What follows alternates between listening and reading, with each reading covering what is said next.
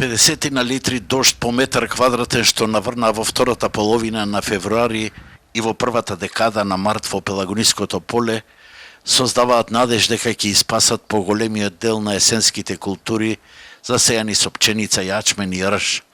Сушното време од есенва и затоцнетата сеидба до средината на декември, неизвестноста ја продолжија и зимава со сушно време и без снег. Прашање е колкави се сега можностите да се ублажи таа состојба. Вистинските земјоделци ќе го искористат овој благодет од природата и ќе применат агротехнички мерки во функција на подобар принос, тоа значи ќе извршат квалитетна прихрана, ќе има позитивен ефект врз развојот. Недостаток има, меѓутоа се надеваме дека и времето ќе не послужи, дека во понатамошниот период ќе продолжи ваквиот интензитет на врнежи. Во новачкиот дел наврна околу 30 литри по метар квадратен и земјоделците се песимисти. Овие дождови ништо нема да променат, затоа што сушата и понатаму царува. Коренот на пшеницата, на јаспенот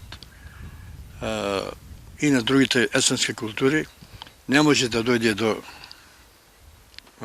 блага и пшеници да стојат како да сега се посејани.